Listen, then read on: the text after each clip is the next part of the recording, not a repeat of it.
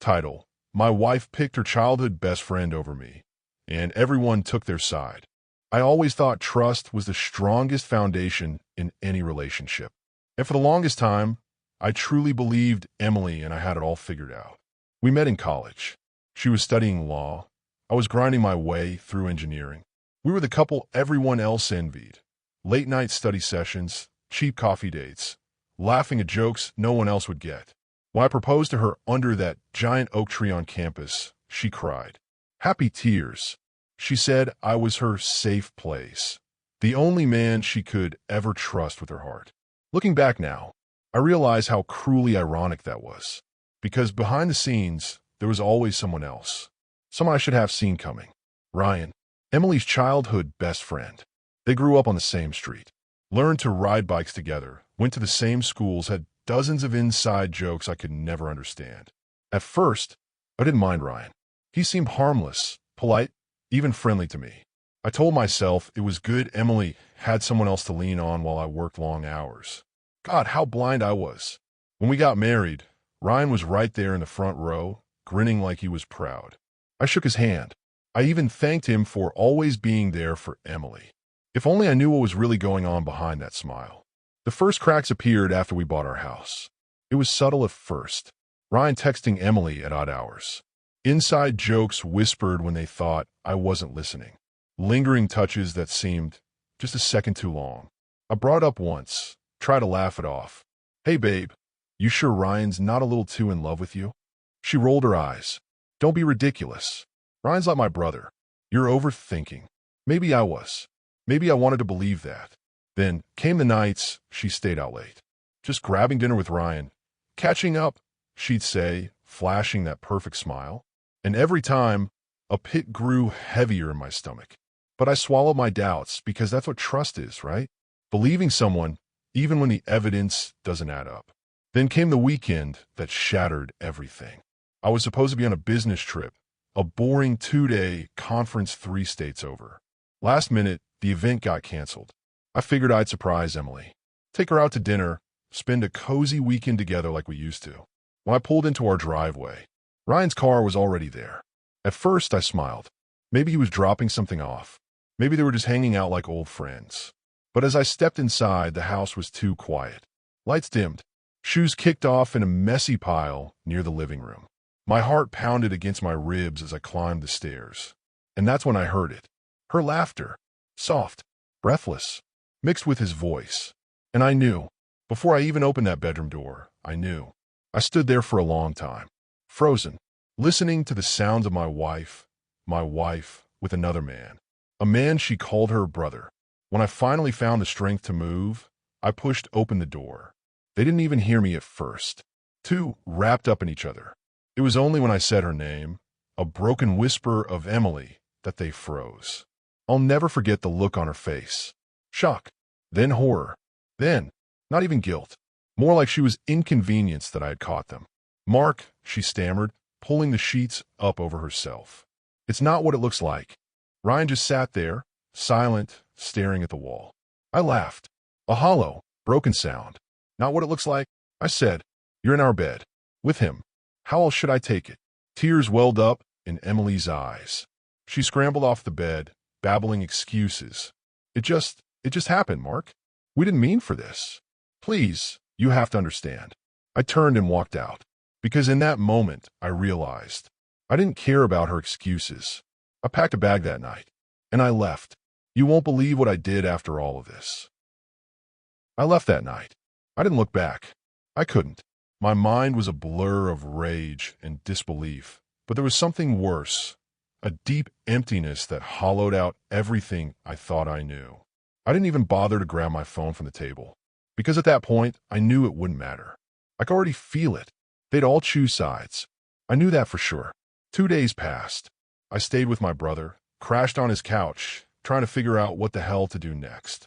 I thought I could escape the nightmare, but my phone buzzed constantly, texts, calls, voicemails. Finally, I picked up. It was Emily's mother. Mark, you need to come back. Now. I could hear the tension in her voice. She was trying to stay calm, but I knew what this was. I'd heard the stories of how she'd always preferred Ryan. Emily had once told me, With a proud smile, that Ryan was like a son to her. And now, she was calling me, but not to apologize. No, that would be too much to ask. She wanted me to forgive Emily. Forgetting everything that had just happened in our bed, with the man she grew up with, the man she had slept with while I was out there working my ass off. You need to understand, Mark, her mother said, her voice cold. This isn't what you think. Ryan and Emily have been through so much together. They have a bond you can't just break. I hung up. I couldn't even look at my phone after that. The next few days were a blur of texts, calls, and messages. But I didn't respond. What could I say? They were all turning their backs on me. Emily, her family, my own. They all rallied behind her. Her parents, even some of my own family members, rushed to justify her. I kept hearing the same thing from everyone. Mark, you don't get it. Emily and Ryan's friendship goes way back. You just don't understand how important this is for her. And the worst part? The one that broke me? Emily's dad called me up. He told me, maybe if you were more understanding, this wouldn't have happened. We've always trusted Ryan more than we trust you. What? I could barely get the words out. You're blaming me? After everything. He hung up on me. I spent the next few days in a fog. I didn't want to see anyone. I didn't want to hear anything. But as much as I tried to shut the world out, the reality crept in. Emily and Ryan started posting. Perfect pictures. Perfect captions. Feeling blessed, they'd say. Grateful for my best friend and the life we're building together. They made it look so innocent, so perfect. But I knew what was happening. I knew what they were doing. They weren't just rubbing it in my face. They were rewriting the story. They were painting me as the villain and them as the victims. 2 weeks after everything fell apart, I was sitting alone in my apartment when I got an anonymous message. It was a simple text. Ryan's been stealing from Emily's family. My heart skipped a beat. I didn't know if this was a joke, some sick prank, or if it was real. But something in my gut told me to take it seriously. I reached out to a few people I knew from Emily's side of the family. And it turned out it was true. Ryan had been embezzling money from her father's company. A lot of money. And when I dug deeper, I found out something even worse. Emily knew. She had covered it up for him. Everything I thought I knew about Emily was a lie. She had been lying to me for years. She'd been lying to her family, covering for Ryan's shady dealings, pretending like she didn't know what was going on. I was just another pawn in their twisted little game. And now, I was the fool. But instead of breaking down and accepting defeat, something inside me snapped. This wasn't just betrayal anymore. It was a full-on war. I spent weeks digging into Ryan's financial records, trying to get concrete evidence. I wasn't just going to sit back and let them get away with this. I had no idea what I was capable of until I started to gather everything I could. I knew I had to act fast. I knew Emily's father would protect Ryan, his second son. So I went to work. I leaked the evidence anonymously to the company's board of directors. The proof that Ryan had been stealing from Emily's father's business for years. I knew it would destroy them. I knew it would ruin everything. But I couldn't stop. I had to make them pay for what they did to me. A week later, I got the call. Ryan had been arrested. Emily's father's company was in turmoil. The board was furious. The entire thing was falling apart. And Emily? She couldn't handle the pressure. She lost her job, and her family disowned her. She was left with nothing. It was the first taste of revenge. It had been months since I'd left the house. Months of silence. I hadn't seen Emily, but she had tried to reach me over and over. She called, she texted, sent me messages on social media. All of it begging for forgiveness. But the thing is, I had no intention of forgiving her. Not anymore. I knew I couldn't go on living like this. The pain was unbearable, but the rage, that's what kept me going. And then, one day, Emily showed up at my door. She looked different.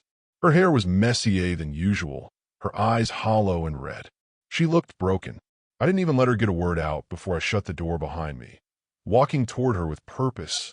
"Emily," I said, my voice shaking but cold. "You've got some nerve showing up here." Her voice cracked as she spoke. "Mark, please, just let me explain. Please." She took a step forward, but I didn't let her. "Explain? There's nothing to explain. You betrayed me. You betrayed everything we had." She stepped closer, reaching for my hand, but I pulled it back, the anger building inside me. "No, don't touch me." She swallowed hard, tears welling up in her eyes. I made a huge mistake. I know I did. I never wanted to hurt you. I swear. Please, Mark, I'm so sorry. I thought I was doing the right thing, but I was wrong. I could barely look at her without seeing him. Ryan's face, the guy who had taken everything from me, the guy she called her brother, while lying in bed with him. Sorry, I spat. That's all you have to say? You tore apart my life with him, and now you're sorry? It doesn't work like that, Emily. It never will. She dropped to her knees in front of me, hands clasped together, pleading. Please, I've lost everything. Ryan's gone. My family. Her voice cracked. They don't talk to me anymore. I was an idiot, Mark, and I know it. I'm sorry. I don't even know who I am anymore. I looked at her, watching the woman I once loved beg for my forgiveness, and yet all I felt was emptiness. No anger, no pity, just a void that she had filled with lies. I took a deep breath, trying to hold myself together. But deep down, I knew what I had to do. I can't fix this for you, Emily, I said softly. I can't fix what you broke. Her face fell, and for the first time in a long time, I saw a glimmer of regret in her eyes. But it was too late. Way too late. I turned my back on her and walked away. I didn't even need to say goodbye. She knew. She knew this was over. Months passed. As Emily's life continued to unravel, something inside me kept urging me to keep my distance. I had to stay strong. But what I didn't anticipate was how much her family would suffer as well. They had stood by her, ignoring all the signs, supporting her and Ryan, and turning their backs on me. But now, they were starting to realize how wrong they had been. It began with Emily's father. After everything that happened, after the arrest, after the company's downfall, he came to me. He wanted to apologize. But it wasn't a normal apology. It was desperate. He showed up at my door one evening, looking exhausted, his eyes filled with guilt. Mark, he began, I was wrong. I see that now. I thought you were just angry, but I realize I failed you. I failed to see who Ryan really was. And I failed you by siding with Emily. You were right all along. She wasn't the woman you thought she was. I'm sorry. Can you ever forgive me? I stared at him for a moment, holding my composure. I'd expected this, I guess. It was only a matter of time before they all realized the mistake they'd made. But the truth was, I didn't need their forgiveness. I didn't need their pity. What I needed was peace. And they couldn't give that to me anymore. I shook my head, stepping back. You should have thought about that before. I didn't say more. I didn't need to. I wasn't angry anymore. Just done. His words weren't enough to undo the damage. Then came Emily's mother. She reached out, pleading over the phone, trying to explain herself, asking me to give Emily one last chance. I know she made mistakes, Mark, she said, her voice breaking. But she's still our daughter. We love her, and we love you too. Please, don't let this tear us apart. I listened to her, trying to keep my cool. But it was clear, nothing they said could fix what had been broken. Not just between me and Emily, but between me and them. The final blow came when Emily's sister called me. Mark, she said softly, I hate to admit it, but we all sided with Emily. We were wrong. We should have supported you. You didn't deserve this. I should have seen it sooner. And as much as I wanted to feel something, vindication, maybe I just didn't. It didn't bring me relief. It didn't make me feel like I had one. It was too late. They couldn't undo the hurt they'd caused. The last of my hope for any reconciliation shattered. As Emily's world continued to fall apart, I knew she couldn't blame anyone but herself. Her life was a mess. Her family was a mess. And Ryan? Well, he was long gone, out of her life for good. She had no one left but the people she had used, betrayed, and manipulated. And as I walked away from the wreckage of what had been my life, I realized maybe it wasn't just my revenge that mattered.